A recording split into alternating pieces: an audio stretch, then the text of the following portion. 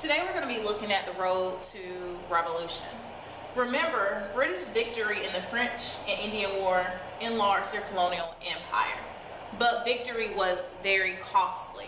In response to the cost, Britain wanted the colonists to pay their fair share. Anytime we go to war, even present day, war costs a lot of money. The war in Iraq cost billions of dollars that taxpayers paid for. Now the problem with the whole taxation and how the colonists are going to pay, we will look at that going into this video, further into the video. So the British Parliament, they made decisions to try to control and pay taxes or its empires. This ended British solitary neglect. Remember, solitary neglect, the British Parliament or the British monarchy allowed the colonists to rule themselves without any interference from them. Well, now they want to step in and say, hey, y'all, we're going to enforce taxes on y'all. So this will end the whole solitary neglect. These actions led to differences between the colonists and Great Britain that would lead to a war and a new nation, the United States of America.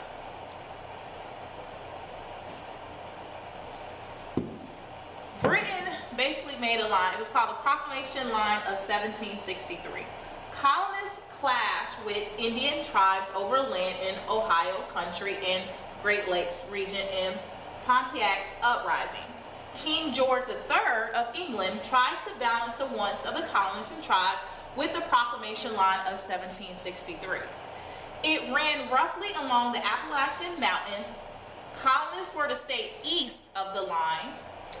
The land-hungry colonists ignored the proclamation, and the British could not enforce it because remember, the British is on the other side of the world.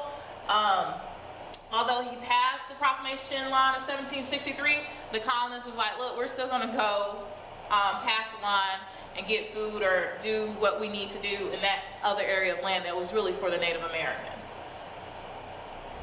The Quartering Act, so it's going to be a series of events that's going to cause tension between the British and the colonists. The first is going to be the Quartering Act. In order to protect the colonial borders, troops were needed.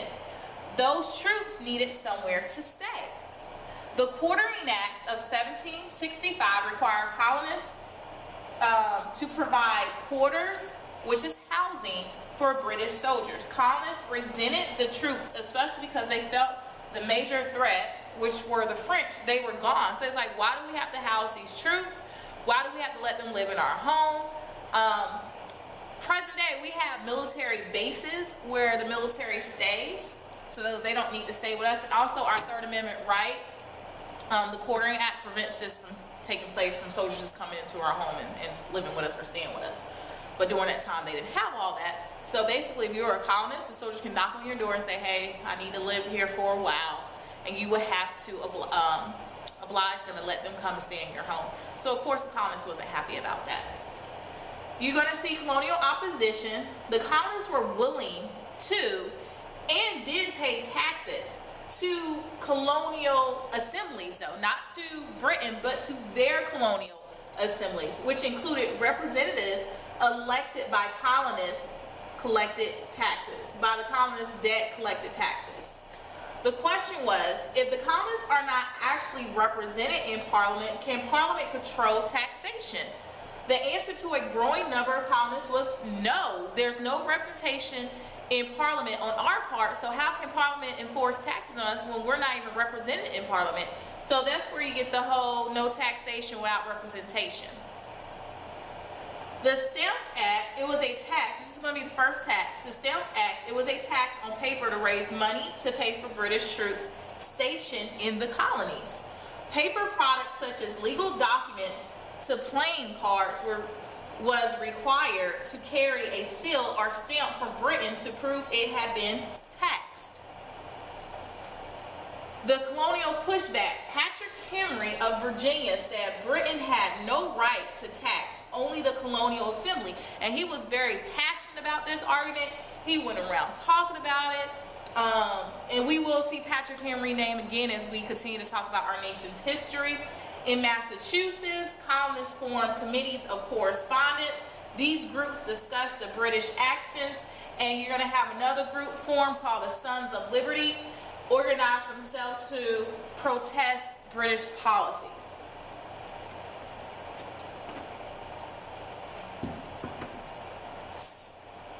Colonial pushback continues. Some merchants in New York organized a boycott of British goods as long as the Stamp Act was in effect. So when you boycott the British goods, the British are going to start losing money because the colonists are not buying their goods.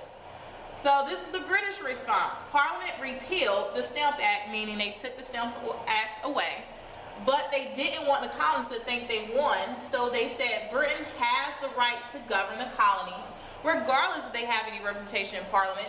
And this was passed through what was called the Declaratory Act. So they got rid of the Stamp Act, but they're going to add more taxes. You're going to have the Townshend Acts. The Stamp Act failed. Britain still needed revenue, meaning they still needed money. Taxes on imports of lead, glass, paper, ink, and tea was what the Townshend Act was. So it added taxes on lead, glass, paper, ink, and tea. And imports meaning that it's coming into the country. British officials were hired to enforce the tax. Writs of assistance gave these officials the right to search businesses for illegal goods. Boston boycotted British goods because of this, followed by other colonies.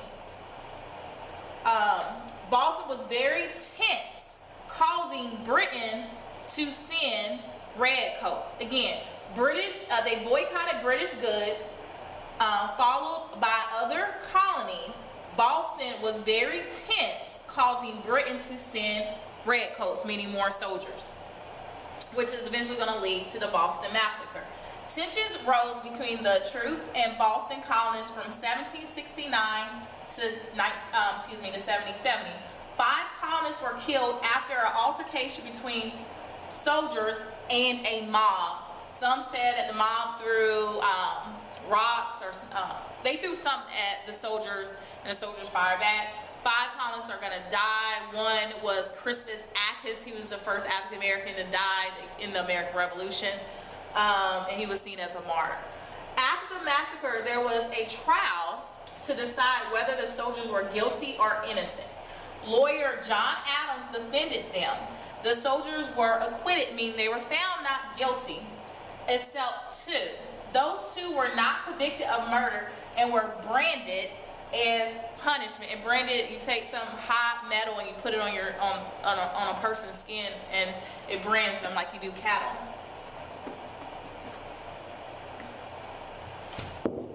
The Tea Act of 1773. Parliament repealed the Townshend Act, meaning they got rid of the Townshend Act, but left duty, which is import tax, on tea.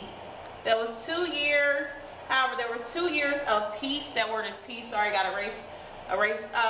2 years of peace and quiet. It didn't last. May 1773, Parliament passed the Tea Act.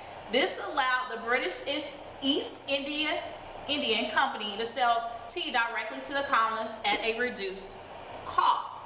This was not a tax, but some colonists mistakenly believed the East India Company was avoiding the tea tax from the Townshend Act. The inexpensive tea also hurt the businesses of colonial merchants because they're being forced to buy tea from the British East Indian Company. Like, that's their only source they can get it. And then so you're hurting the local businesses in the colonies that sell tea. So they didn't like that either. They didn't like the Tea Act. So this is going to lead to the Boston Tea Party.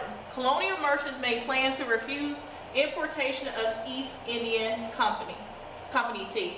Merchants were pressured to go along with the plan. Those who refused, as were often punished physically, including tarring and feathering. If you didn't agree with the colonists, they would just tar you and feather you. When 3 ships arrived in Boston, colonists are intent to have the tea sent. Their intent was to have the tea sent back to England. Members of the Sons of Liberty, some dressed as Mohawk Indians, dumped 342 chests of tea into the Boston Harbor.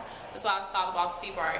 They dumped all that tea. When they dumped all that tea, that was all money that was being dumped in the ocean, basically, in the Boston Harbor. So, of course, Britain's going to be upset.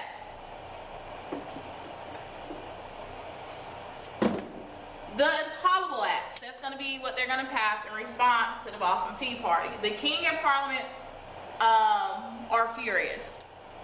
One member of Parliament asked whether we have or not any authority over that country. The British response is known as the Untitled Acts, but they're called the Coercive Acts in Britain. The colonists called them the Untitled Acts. They said they were horrible what they did. It closed the Boston Harbor until the colonists paid back what they destroyed, which was 90,000 pounds of tea. It took power away from Massachusetts legislator and put it into the hands of the royal governor. Another quartering act ensuring British troops could secure a place to stay. Boston was now overrun by the British military. Benjamin Franklin is given a good talking to because his involvement in the Boston Tea Party. Because of this, a meeting is going to be scheduled with the colonists, and it's going to be called the First Continental Congress. These 56 men, it was the First Continental Congress. Members from 12 colonies, Georgia was absent, sent delegates to Philadelphia. These 56 men tried, debated, discussed concerns with the Intolerable Acts. It became clear that some radical members of the Continental Congress were even prepared for war. During this meeting, they implemented 3 actions. Stated that King George III had violated their natural rights, which were life, liberty, property, and etc. They decided, let's boycott British goods, no exports or imports, meaning coming or leaving. They urged the Massachusetts colonists to train local soldiers, stop paying taxes, and ignore the Untitled Acts. So this is going to be the first part of the events leading to the revolution. As you see, it was a lot of back and forth between the colonists and Britain. Thank you.